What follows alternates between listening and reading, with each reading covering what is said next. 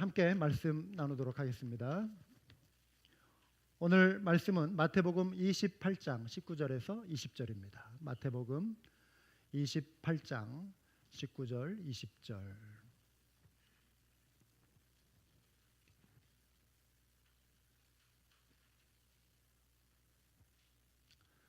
우리 한 목소리로 같이 읽겠습니다. 그러므로 너희는 가서 모든 민족을 제자로 삼아 아버지와 아들과 성령의 이름으로 침례를 베풀고 내가 너희에게 분부한 모든 것을 가르쳐 지키게 하라. 볼지어다 내가 세상 끝날까지 너희와 항상 함께 있으리라 하시니라. 아멘. 우리가 살아가고 있는 세상은 아주 빠른 속도로 발전하고 있습니다. 우리가 우리에게 주어진 일에 열심히 이렇게 집중하며 사는 사이에 우리를 감싸고 있는 이 세상은 많은 지식들로 막 계속해서 넘쳐나고요. 또 새로운 그런 이제 기술들이 막 발전하고 있는 것을 우리가 이제 아차하는 사이에 보면은 막 그런 일들이 일어나고 있는 것을 보게 됩니다. 최근 들어 여러분 제4차 산업혁명이라는 말들 이제 막 드러나지 않습니까? 그리고 인공지능, AI 이러한 표현들. 심지어는 저는 이게 최근에 나온 용어인 줄 알았는데 제 아이가 하는 말이 이미 8년 전에 이런 말들이 이미 8년 전부터 나왔다는 거예요. 가상화폐 비트코인이라는 말 여러분 들어보셨죠?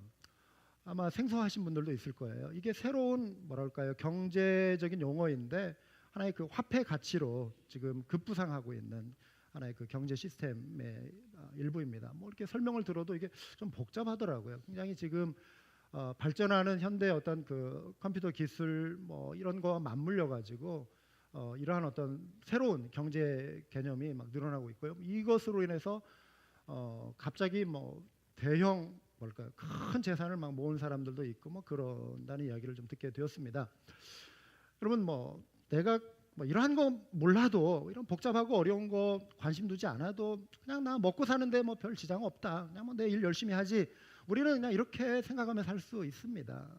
그런데 이게 나와 전혀 상관없는 것처럼 느껴질지라도요. 어느 날 갑자기 이게 나와 직접 관련된 이제 하나의 일들로 우리가 경험하게 될 날들이 있을 것입니다. 여러분 가까이에 어떤 이웃집의 한 사람이 아니면 여러분의 가족 중에 누구가 갑자기 일자리를 잃었다, 잡을 잃었다라는 얘기가 나올 거예요. 그런데 왜 그런가?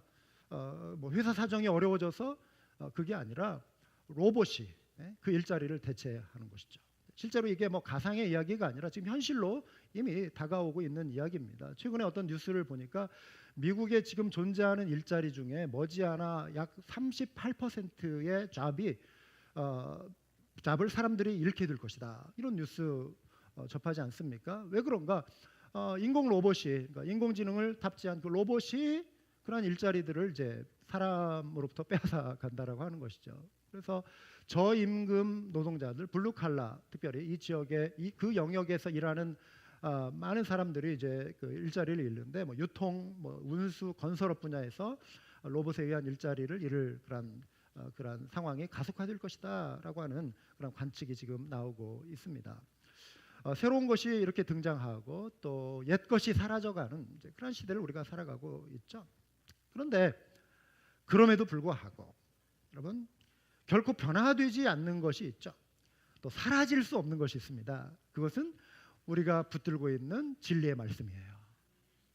우리 주님 오실 날까지, 아니 주님 오시고 우리가 영원한 하나님의 나라에 거할 때, 그때에도 주님의 그 사랑, 주님과의 관계 속에서 우리가 누리고 믿는 그 복음의 진리는 영원한 것입니다. 증기기관 개발로 인해서 산업혁명이 일어났잖아요. 그 시대에도 전기가 개발이 되고 발명이 되고 컴퓨터가 등장하고 또 우주선을 쏘아대는 그런 시대에도 복음의 진리를 대체할 만한 또 다른 복음은 없어요. 우리가 믿는 이 생명의 복음, 이것을 대체할 새로운 구원의 진리는 나타날 수가 없는 것입니다. 왜 그럴까요? 여러분 문명은 발전해도 인간의 도덕성은 안타깝게도 진화하지 않습니다. 2000년 전에 인간이 범한 그 죄의 모습은 최첨단 문명을 자랑하는 이 시대에도 동일하게 나타나요. 아니면 더 어쩌면 악랄하게 나타나고 있는지도 모릅니다. 인간 내면에 자리 잡고 있는 이 부패한 인간의 본성, 이 죄의 문제, 죄의 저주에서 해결해 줄 수 있는 그 능력은 오직 예수 그리스도 그 생명의 복음밖에 없음을 믿으시기 바랍니다.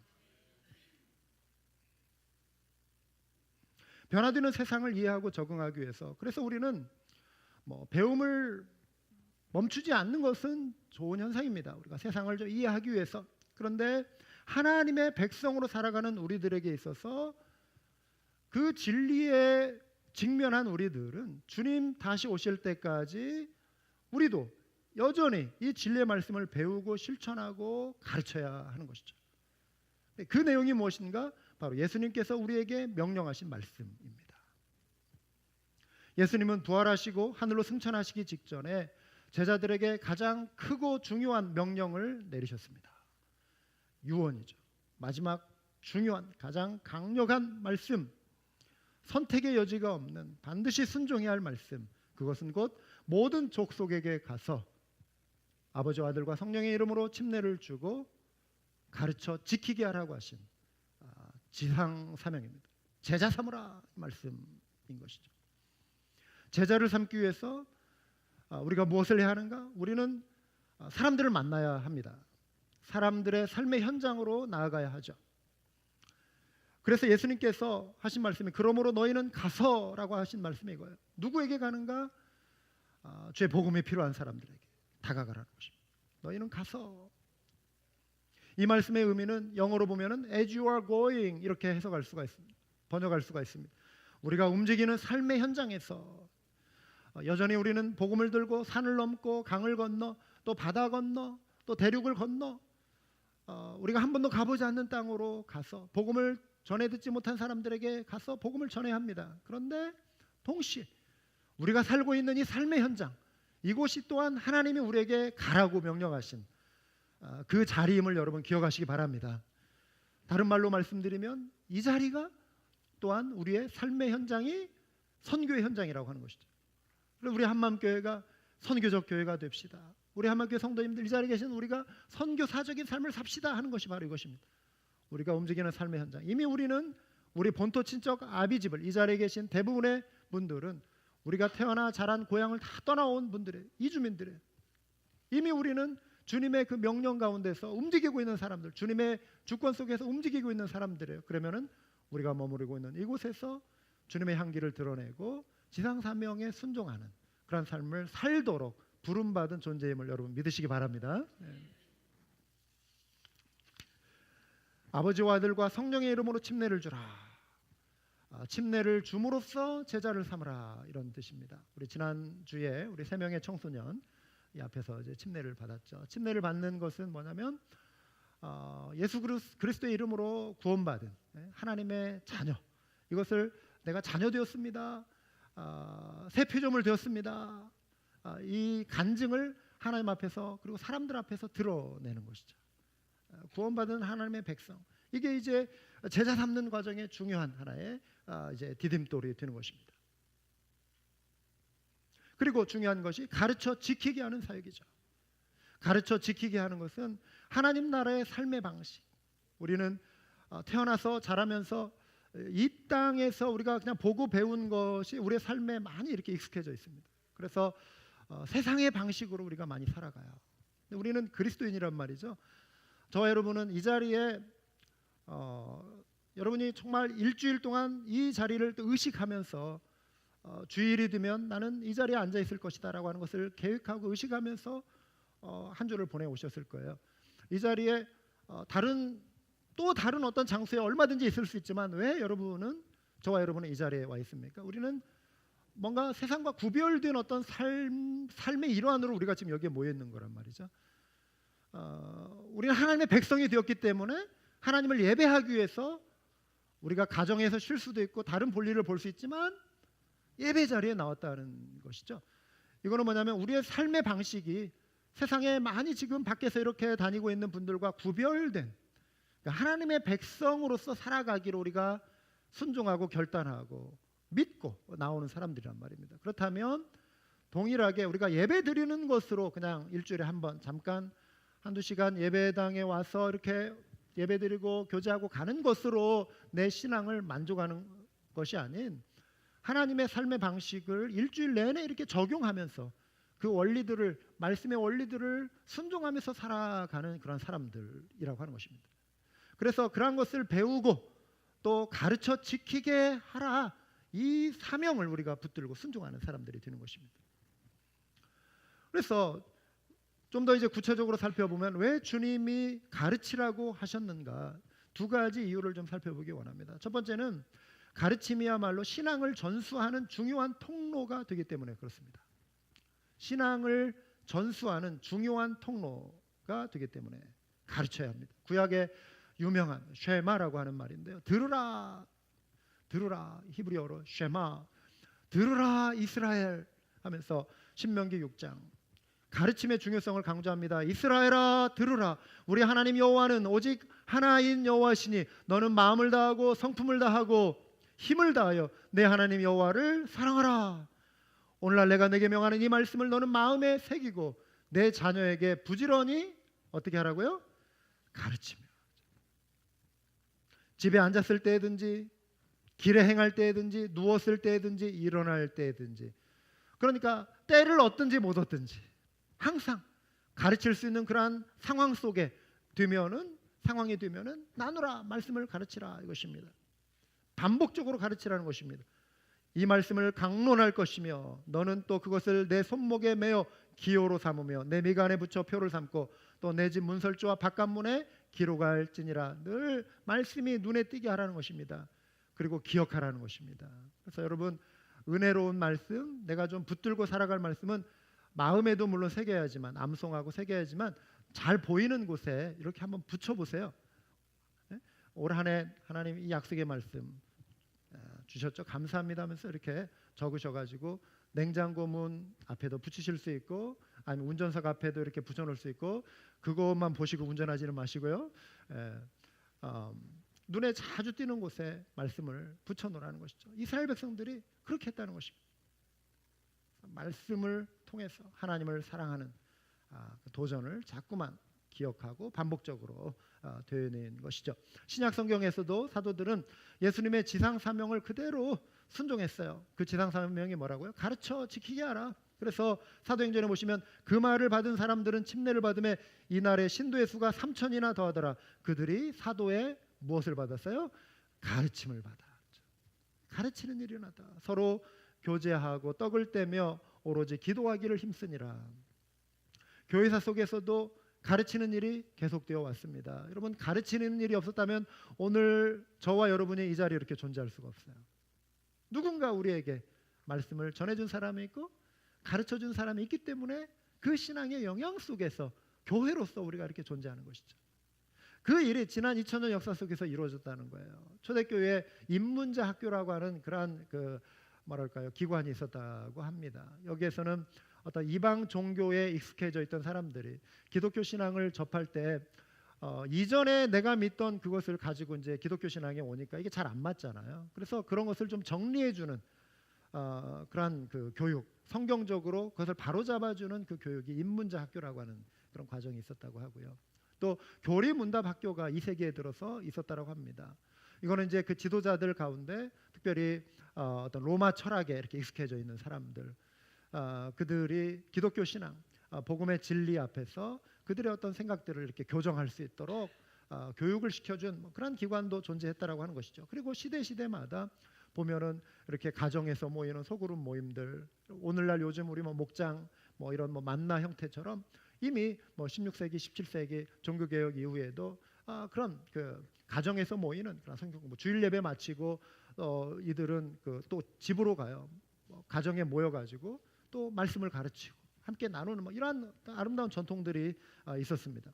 그래서 이런 훈련을 통해서 시대마다 교회를 위협하는 어떤 이단들로부터 교회를 보호하고 지키는 그런 일들을 감당해 왔거든요. 여러분, 이 시대에 정말 성도를 공격하는, 양떼를 공격하는 이리떼, 늑대가 참 많아요. 이단의 무리들이 얼마나 극성을 피우는지 모릅니다. 한국만 해도 여러분 신흥 이단 가운데 뭐 신천지 잘 아시죠? 들어보셨잖아요. 얼마나 극성을 피우는지 모릅니다. 그냥 조그마한 세력이 아니라 아예 그냥 거대한 세력이 됐어요. 거대한 세력. 숫자가 엄청 많습니다. 그런데 그 신천지에서 최근에 또 갈라져 나온 세력이 있대요. 그래서 신천지에서 이들을 배교자 이단이라고 또 취급하는 그 이름이 새천지래요. 새천지. 신천지나 새천지나. 그런데 신천지가 볼 때는 새천지가 배교자인가 배교자. 그러니까 이단들이 이렇게 반응하는 이유는 뭐냐면은 우리 성도들이 교리에 말씀의 진리에 약하기 때문에 그래요. 그래서 그냥 교회 생활만 하면 내 신앙 그래도 내 신앙 지킬 것 같은데 우리가 그런 상황을 직면하지 않아서 그렇지. 만약에 그런 어떤 이단 교리로 이렇게 무장하고 훈련받은 사람이 와가지고요, 여러분들이 한 5분만 시간 내줘 보세요. 한 10분만 여러분이 만약에 시간을 내줘 보세요. 금세 막 혼란스러울 거예요. 혼란스럽게 만들어요. 교묘하게. 근데 내가 진리로 탁 무장하지 않으면 안 돼. 이단은 목사님이 뭐 대화도 하지 말라고 그랬어요. 가 바빠요. 이러고 그냥 우리가 막 쫓아내기에 바쁜 그런 것들이 많거든요. 또 굳이 한번 해볼까요? 그래서 뭐 그럴 필요도 없어요, 사실은. 그런데 두려워하고 내가 믿는 진리를 온전히 드러낼 수 없는 그런 어떤 약한 신앙이라면 얼마나 이건 문제 있는 신앙 아니겠습니까? 그래서 우리가 진리로 무장을 해야 하는 것입니다. 그래서 신천지 아웃 뭐 사인 붙인다라고 해서 이 문제가 해결되는 것이 아니라 내면에 하나님의 말씀으로 무장할 때, 진리로 무장할 때 거짓 교리가 파고들 수 없는 것이죠. 아까 우리 청년들이 고백한 이 찬양의 내용, 사도신경의 그 어떤 핵심들을 정리한. 그러니까 그러한 내용도 교회사 속에서 성도들이 하나님의 말씀을 직접 접하기가 어려우니까 이제 그 교회 지도자들이 사도들 그 후에 어떤 뭐 교부들이 그런 성경의 핵심 교리들을 이렇게 요약해가지고 암송하게 만든 거예요. 전능하사 천지를 만드신 하나님 아버지를 내가 믿사오며 쭉 시작되는. 그러니까 이거 위에 다른 거 가르치면은 일단 경계하고 보는 거. 그러니까 여러분 진짜와 가짜를 구분하는 거는 진짜를 제대로 알면, 그렇죠? 가짜 많이 연구하지 않아도 진짜를 제대로 알면 진짜와 다른 이야기하면 가짜잖아요. 그러니까 그냥 귀담아 들을 필요가 없는 것이죠. 왜 주님은 제자 삼기 위해 가르치라고 하셨는가? 두 번째로 지켜 순종하는 자가 되기 위해서입니다. 폴 존슨이라고 하는 분이 쓴 지식인의 두 얼굴이라고 하는 책에 어느 지식인의 사생활을 폭로한 그런 내용이 소개되고 있다고 합니다. 거기에 보면은 어느 한 지식인이 아이 양육과 교육에 힘을 쏟아야 한다라고 아주 막 평소에 이것을 굉장히 강조했던 사람이었습니다. 그런데 그의 생활과 그의 주장이 너무 달랐다라고 하는 것이죠. 그는 연인이었던 테레즈가 낳은 아이에게 그 라스트 네임, 성도 그리고 퍼스트 네임, 이름도 주지 않았다는 거예요. 그래서 뭐 아무개야, 이름이 그냥 아무개가 돼버린, 이름이 없는 거, 이름. 그리고 그 아이를 내다버려야 한다. 힘들게 그 테레즈를 설득했다고 합니다. 실제로 고아원에다가 그 아이들을 갖다 맡겨버렸어요. 그는 그 테레즈로부터 얻은 4명의 다른 아이도 마찬가지로 이렇게 처분했다고 합니다. 그래서 이 5명의 아이들 생년월일을 기록하지도 않았고 또 그 아이들이 훗날 어떻게 됐는지조차 관심도 갖지 않았다라고 하는 것이죠. 그의 이름이 뭐냐면 여러분 한 번쯤 들어보셨을 만한 이름인데 장자크 루소라고 하는 사람. 프랑스의 대표적인 교육 사상가였고요. 인간의 존엄함을 역사라며 이성과 지성으로부터 인간을 지성의 해방을 주장했던 계몽주의자였다고 하는 것이죠. 그러니까 이렇게 그 당대를 풍미했던 지성인이었음에도 불구하고 오히려 그의 실제 삶 속에서는 전혀 그가 주장한 것과 맞지 않는 정반대의 삶을 살았던 지성인의 어떤 이중성, 두 얼굴이 되었다라고 하는 것이죠. 달라스 윌라드라고 하는 분이 하나님의 모략이라고 하는 책에서요 이런 내용을 소개합니다. 여러분 TV 보시면 광고 많이 나오지 않습니까? 어떤 유명한 뭐 연예인들이 광고 이렇게 촬영하는데 이분이 그런 질문을 던져요. 과연 그 광고를 이렇게 그 CF에 출연한 그 사람이 자기가 선전하는 그 물건을 집에서 실제로 사용할까? 여기에 대한 질문을 던져요. 예를 들어 뭐 샴푸 같으면은 뭐 금발의 미녀가 이렇게 예를 들어 나가지고 머릿결을 샥 휘날리면서 바람 샥 불면서 이 샴푸를 쓰면 뭐 이렇게 뭐 멋있어질 것입니다. 그런데 실제로 그분이 집에서 그 샴푸를 쓰는지 안 쓰는지는 아무도 모른다는 것이죠. 그거는 모른다는 것이죠. 그러니까 밖에서 드러나 보이는 그 삶과 실제 그 사람의 내면의 모습, 보이지 않는 곳에서의 그의 삶은 전혀 다를 수 있다라고 하는 것이죠. 그래서 말씀을 우리 신앙에 좀 적용해 보면은요, 우리가 자랑하는 복음을 정말 실제로 우리가 누리고 있는가, 이걸 복음이라고 하는데, 이 복음으로 인해서 우리 삶의 도전들을 이렇게 좀 처리하는 그런 훈련들을 우리가 지금 하고 있는가. 삶의 근심 염려가 올 때 거기에 그냥 확 눌려버리고, 근데 복음의 능력이 너무 나타나지 않는 거잖아요. 여러분, 예수 믿는 것은 죽어 천국 가는 것만 그게 복음입니까? 그런가요? 그러면 우리 신앙생활 할 필요가 없어요. 뭐 죽어서 천국 간다는데, 예수님 믿었는데 그럼 예배 드릴 필요가 없는 거예요. 그냥 믿는 순간 딱 자기 살고 싶은 대로 살면 돼. 왜? 믿으면 천국 간다는데. 근데 복음은 여러분, 예수 믿고 천국 가는 거, 그게 복음이 아니에요. 그것만이 복음이 아니고 그건 반쪽이에요, 반쪽. 매일매일의 삶 속에서 내가 하나님의 나라를 경험하며 살아가는 거예요. 이 땅에서 천국을 누리며 살아가는 것이 복음이에요. 그러니까 이 땅에서 우리의 삶이, 신앙인의 삶이 막 고통스럽고 고뇌고 막 불안하고, 이거는 복음을 누리지 못하는 거예요. 복음이 복음 되지 않는 거란 말이죠. 그러니까 삶의 형편과 삶의 조건에 상관없이 주님이 주신 은혜로 말미암아 내가 기뻐하고 평안을 누릴 수 있도록, 평안을 뺏어가려고 하는, 기쁨을 뺏어가려고 하는 마귀의 어떤 그런 그 계획들이 늘 우리를 도사리고 있거든요. 예수의 이름으로 물리치고, 아멘. 염려가 찾아올 때 그것을 허용하기 시작하면 나는 무너지는 거예요. 내 마음은 천국이 되지 않는 거예요. 그러니까 그 순간에 주님 도와주십시오. 이 상황 속에서도 감사할 수 있게 해주십시오. 이 상황에서 제가 감사하기 원합니다. 주님, 이 상황에서 제 마음에 평안을 갖기 원합니다. 하나님 도와주십시오. 성령님, 제 마음을 지켜주십시오. 그러면서 매일매일의 삶 속에서 여러분, 천국을 누리고 경험하는 것이 복음을 누리고 살아가는 성도의 삶의 모습이거든요. 그래서 이게 복음이 될 수 있는 거예요. 그런데 그러한 것들을 자꾸만 내가 반복하며 성숙의 어떤 영적인 근육을 단련하기 위해서 또 예배자로 하나님 앞에 나오고 말씀의 훈련을 받고, 그래서 우리가 이렇게 모이고, 또 이렇게 모일 때 우리가 또 힘을 얻고, 연약한 지체들 또 격려해주고, 또 안부를 살펴주고 함께 기도해주고, 성도가 이 나그네와 같은 삶 속에서 함께 연대하는 거잖아요. 신앙 연대, 어깨 동무를 하고 서로 격려해주고 한 가족으로 믿음이 자랄 수 있도록, 이게 우리가 천국을 누리며 살아가는 그런 삶의 공동체로 주신 하늘의 복인 줄 믿으시기 바랍니다. 그래서 우리가 복음을 실제 삶에서 정말 누리는 삶이 될 수 있기를 여러분 늘 의식해 보세요. 그래서 말씀을 아는 것에서 끝나는 것이 아니라 그 말씀을 실천하는, 그 말씀을 누리는 것이죠. 가르침은요, 배움이 일어날 때 가르쳤다라고 말해요. 제가 누구에게 이걸 주었다 하면은 받은 사람이 있어야 이게 준 거잖아요. 그렇죠? 받은 사람은 받은 적이 없다. 나는 줬다고 해. 말이 안 되잖아요. 배움이 일어날 때 가르침이 일어나는 거예요. 가르쳤다라고 하는 것은 그 사람이 배웠을 때 내가 가르친 거예요. 예를 들어 볼까요? 운전. 여러분 운전하시면서 오셨는데 저도 한 세 사람 정도 제가 운전 연습을 이렇게 시켜줬어요. 가르친 거죠, 소위 말해.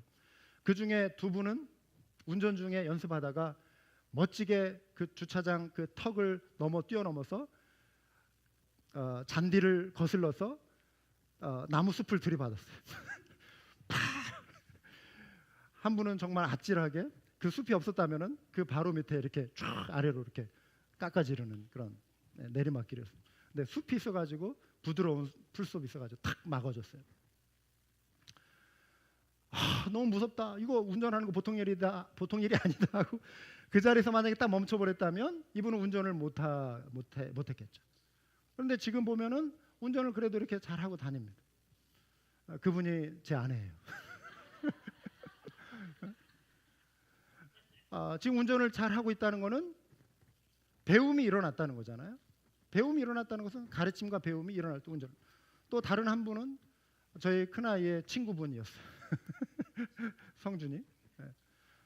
그분도 운전하다가 주차장 턱을 뛰어넘고 어느 교회에 정말 아름답게 단장한 조경을 잘한 그 풀숲을 확 들이받았는데 아예 깔아 뭉개버렸어요. 이분. 그래가지고 저희 동네 그 사는 저희 동네에 있는 그 사우스 클리프 그 교회인데 그 간판 주변으로 수년째 예쁘게 정말 정성스럽게 잘 단장했는데 저희가 깔아 뭉개는 바람에 이빨 하나 뽑은 것처럼 그냥 쑥 파여버렸어요. 아주 그 비슷한 크기로 이제 옮겨다 심어놨겠지 하고 저는 그런데 이제 나오셔가지고 정말 죄송하다고 어떻게 변상해드릴까 하니까 이렇게 보더니 이제 좀 아는 분이었어. 다행히 됐다고 또 그래서 아유, 감사합니다 미안하기도 하고 이제 왔는데 아직까지 그걸 안 옮겨 심어다 놓고 조그마한 거 이렇게 해놨어요. 그러니까 그게 있어야 균형이 이렇게 딱 멋있거든요. 근데 이빨 하나 정말 뽑은 것처럼 이상하게 돼 있어요 그 모습이. 근데 우리 이분도 이제 한국 가셔가지고 또 이렇게 운전학원 다니면서 운전면허증을 따고 그랬습니다. 그러니까 무슨 말씀을 드리려고 하냐면 가르침이라고 하는 건 배움이 일어날 때 가르침이 있다. 우리가 하나님의 말씀을 가르쳐 지키게 하라. 지키도록 가르치라 이것입니다. 우리가 배우는 자가 되고 또 가르치는 자가 되어야 한다 이 말이죠. 이 시대에 범람하는 세속주의 영향력 쓰나미처럼 우리와 우리 자녀들을 집어삼키려고 다가옵니다. 그래서 요즘 우리 젊은이들이 정말 종교를 떠나고 종교 자체에 관심 없고 또 기독교 신앙도 이렇게 버린 친구들도 많이 있고요. 개인주의, 어떤 물질 만능주의, 세속주의 영향이 정말 강력하죠. 우리가 정말 어른 세대가 깜짝 놀랄 만한 어떤 그 가치관의 변화라고 하는 것은 무섭습니다. 우리가 이런 생각도 좀 젊은이들이 하는구나. 굉장히 어떤 그 빠른 속도로 생각들이 이렇게 바뀌고 있는 것들을 보게 돼요. 그런데 아무리 시대가 바뀌어도 진리는 진리잖아요. 아멘. 복음의 진리는 진리란 말이에요. 그래서 이것을 지키도록 가르쳐주는 우리 부모 세대의 노력이 굉장히 중요합니다. 그러기 위해서 우리가 말씀을 지키고 우리가 말씀을 암송하고 또 말씀을 읽고 우리가 말씀의 사람이 되어야 하죠. 사랑하는 여러분, 선교 대상자는 모든 족속이지만 우리에게 있어서 가장 1차적인 선교 대상자는 우리 가정의 우리 자녀임을 여러분 기억하시기 바랍니다. 우리 자녀들이 하나님의 말씀을 가르쳐 지킬 수 있도록 자녀들에게 믿음의 선한 영향력을 주어야 하는 것입니다. 한마음교회는 다음 세대를 책임지는 건강한 교회 되고자 하는 비전이 있잖아요. 어떤 상황 속에서도 우리 자녀들이 흔들리지 않는 신앙 되도록 거친 세상의 파도 속에서 믿음을 지켜갈 수 있도록 해야 할 책임이 1차적인 책임이 우리 교회 전도사님이 아니라 부모예요. 부모 사실은. 주일날 예배는 일주일에 한 번 와서 드리는 거잖아요. 근데 매일의 삶 속에서 가정에서 우리 부모님이 믿음의 선한 영향력을 보여주실 수 있어야 합니다.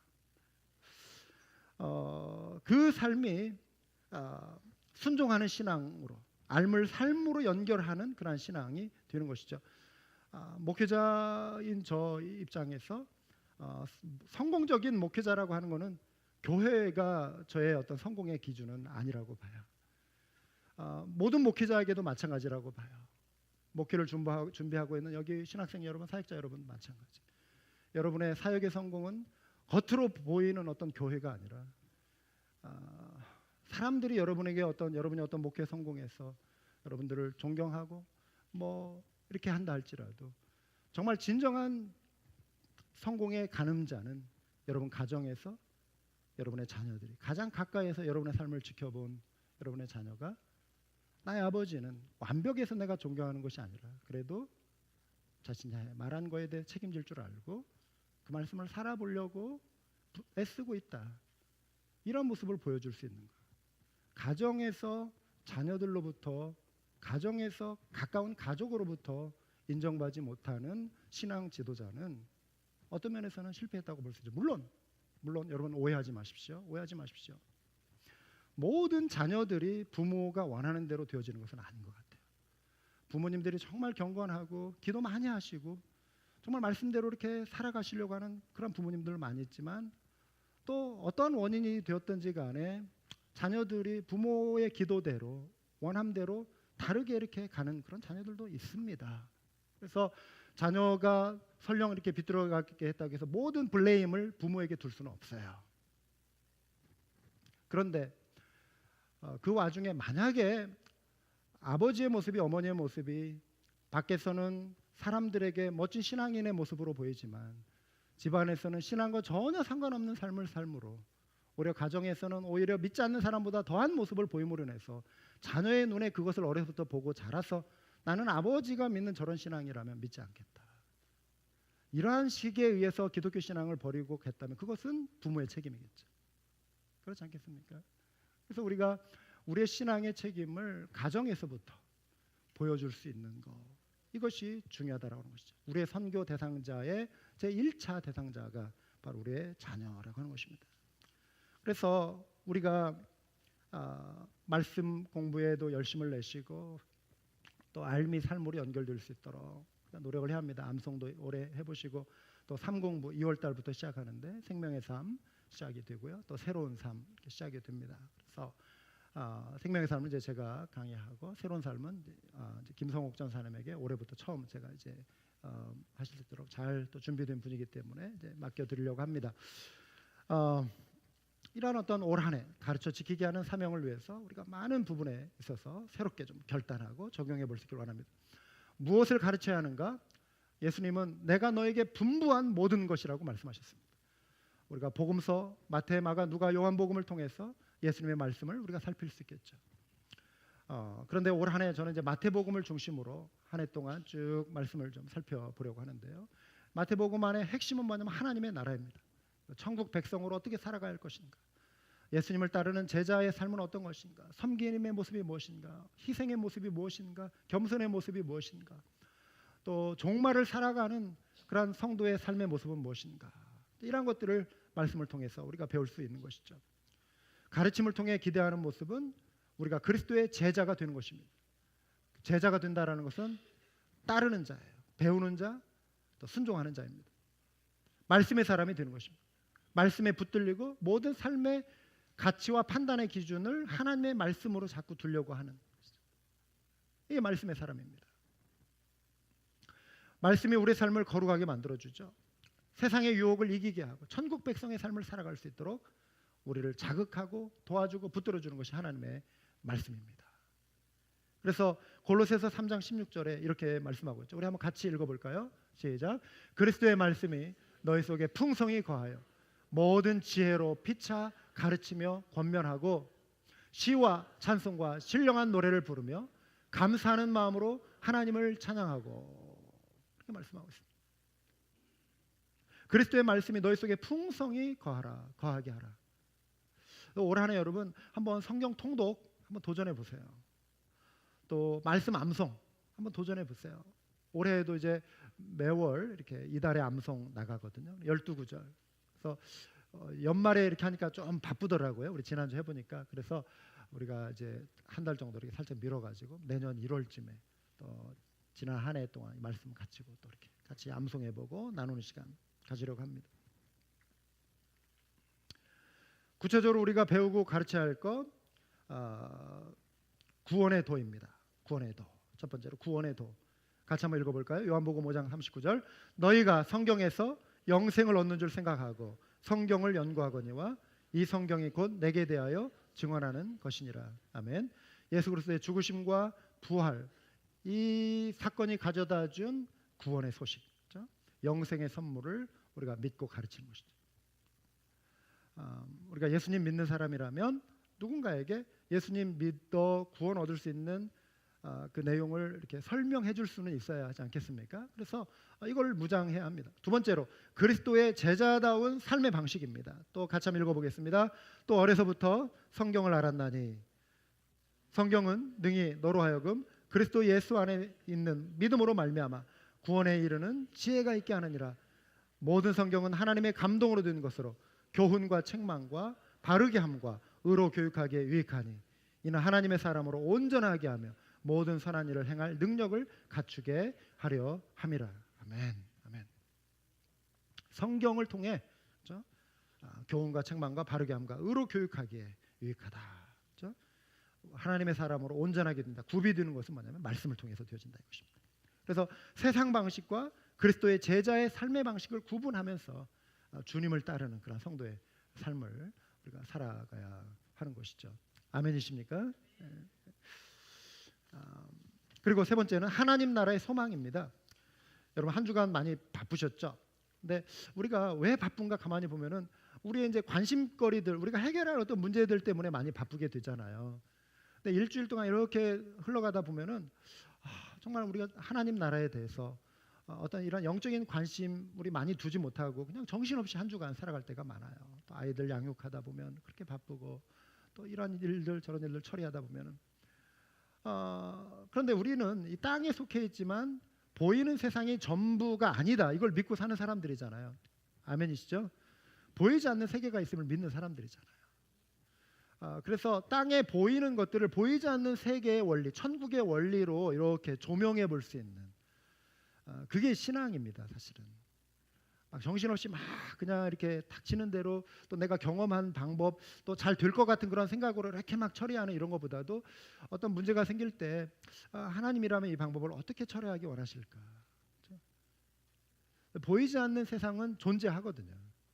하나님이 다스리시고 하나님이 주인 되셨잖아요. 아멘. 그러니까 우리는 그 나라를 사모하면서 보이지 않는 나라의 삶의 원칙, 천국의 삶의 가치를 가지고 우리의 현재의 삶을 이렇게 헤쳐나가야 하는 거예요. 그래서 그러기 위해서 우리에게 필요한 것이 하나님 나라의 소망이고 또 하나님 나라의 소망을 우리가 가르쳐야 돼요. 사랑하는 여러분, 우리는 이 땅에서 우리가 하나님이 허락하신 복들을 누리고 살지만 이게 영원하지 않아요. 이 땅에서 우리가 영원히 이걸 간직하고 살 수 없어요. 우리 언젠가 우리 모든 것을 내려놓고 주님 앞에 서야 할 때가 있잖아요. 그럴 때 주님 앞에 섰을 때 주님이 나의 현재의 삶 속에서 판단하시는 심판하시는 그 기준들 우리 성경의 원리들을 통해 알잖아요. 그리고 비록 이 땅에서 삶은 때로 좌절과 낙심이 오고 헤쳐나가기에 많은 좀 힘겹고 벅찬 어떤 어려움이 있다 할지라도 언젠가 이 육체의 장막을 벗어났을 때 또 하나님 나라에서 이루실 그 영원한 위로와 안식을 또 바라보며 또 이 삶이 곧 나의 부르심이고 소명이기 때문에 내가 이 삶을 함부로 대해서도 안 되고 내 생명을 내가 함부로 다뤄서도 안 되고 충성스럽게 살아가야 하지만 또 견뎌야 할 것들이 있기 때문에 또 괴롭잖아요. 그래도 소망이 있기 때문에 우리가 위로를 삼고 천국을 소망하며 그 믿음으로 그래서 여러분 찬송을 이렇게 펼쳐 놓으시고 찬송가 이렇게 펼쳐 보시면은 정말 소망의 그런 메시지들 많이 있거든요. 힘드실 때 찬송을 부르세요. 그 말씀을 주장하시고 그러면 주님께서 주시는 놀라운 위로가 넘칠 줄 믿습니다. 천국 백성의 삶을 살아가는 것입니다. 올 한 해 우리 한맘교회 가족 모두가 정말 가르쳐 지키게 하라는 말씀을 마음에 새기고 나도 변화될 뿐만 아니라 누군가 단 한 사람에게라도 1차적으로 내 자녀, 내 가족 구성원일 수도 있고 내 이웃일 수도 있고 그 한 사람에게 믿음의 선한 영향력을 좀 이렇게 미쳐볼 수 있는 나눌 수 있는 그런 사람이 되어야겠다라고 하는 다짐을 이 시간 한번 해보시기 바랍니다. 어떻게 저는 부족한데 제가 어떻게 누군가를 가르치겠습니까? 가르쳐 지키게 하라. 이건 뭐 믿음이 좋은 분들에게 지금 주는 말씀이네. 올해 표현은 뭐 나와 상관없는 것 같네요 라고 생각하실 수 있는데요. 여러분 그렇게 생각하시지 마시기 바랍니다. 왜냐하면은 여러분 생각하시는 대로 그게 맞을 수 부족합니다. 저도 그렇고 여러분도 부족하고 다 부족합니다. 그런데 주님께서 지금 가르쳐 지키게 하라고 하신 이 말씀을 제자들에게 주실 때 그 제자들의 상태가 어땠는가 가만히 보세요. 마태복음 28장 제가 주중에 지지난주인가요? 어디 이제 모처에 가서 이렇게 기도하면서 마태복음을 또 쭉 다시 한번 이렇게 묵상하고 읽어봤어요. 근데 새롭게 이렇게 눈에 들어온 부분이 이거더라고요. 마태복음 28장에 보면은 주님이 부활하셨음에도 불구하고 여전히 의심하는 자가 있더라. 아니 다 만져보고 손 내밀어 만져보라 뭐 이런 것들 다 했단 말이에요. 그런데 여전히 의심하는 자가 있더라. 그들을 향하여 주님께서 이 사명을 주시거든요. 그리고 바로 얼마 전에는 십자가에 못 박이실 당시에 베드로 같은 경우도 내가 죽기까지 주님 따르겠습니다. 이 말이죠. 우리식으로 표현하면 나 죽어도 주님 따르겠습니다. 주님 부인하지 않겠습니다. 했는데 막상 그 상황이 되니까 그런 어떤 연약함이 드러났잖아요. 제자들은 그런 존재들이었어요. 그런데 그럼에도 불구하고 주님이 이 놀라운 사명을 맡겨주셨는데요. 그냥 딱 맡겨주신 게 아니라 우리 지상 사명 속에 뒷부분에 놀라운 구절이 있어요. 그게 뭐냐면 내가 세상 끝날까지 너희와 함께 있으리라라고 약속해요. 우리는 약해요. 우리 힘으로는 어려워요. 힘들어요. 아니 불가능할 수 있어요. 그런데 주님이 함께 하신다라고 하는 약속을 우리가 붙들 때 내 힘이 아닌 나를 통해 일하시는 하나님의 능력을 경험하게 될 줄 믿습니다. 그래서 우리는 나의 약함을 자랑해야 돼요. 나의 강함이 아닌 나의 약함을 자랑하고 나의 약함을 통해 하나님이 일하시는 하나님의 강함이 드러나실 때 하나님이 영광 받으시는 거예요. 안 그래요? 하나님이 하셨습니다. 이 일을. 우리가 고백할 수 있잖아요. 그래서 오히려 하나님은 약한 자를 들어 강한 자를 부끄럽게 하신다 그랬단 말이죠. 그러니까 여러분 약합니다. 그러니까 오히려 준비가 된 거예요. 그런데 그것이 물러서는 불순종의 모습으로 약함을 변명하지 마시고 모세처럼 저는 입이 둔합니다. 저 못합니다. 이게 아니라 내가 너에게 능력의 지팡이 맡겨주겠다. 이거 들고 가라. 그렇죠? 내가 네 형 아론 붙여주겠다. 돕는 손길 붙여주겠다. 여러분 중요한 건 우리의 비전과 우리의 확신과 우리의 믿음과 우리의 순종의 발걸음이에요. 그럼 하나님께서 돕는 손길 붙여주시고 여러분 힘 주실 줄 믿으시기 바랍니다. 믿음으로 나아가는 우리 한마음교회가 올해도 그렇게 믿음으로 나아갈 수 있길 원합니다. 그러기 위해서는 훈련이 돼야 돼요. 마틴 루터 킹 주니어가 이런 말 했어요. 사람의 진면목은 그 사람이 안락하고 편안한 순간이 아니라 도전과 다툼의 시기에 처할 때 드러난다. 진정한 그 사람의 진면목은 고난 가운데서 드러난다 이거예요.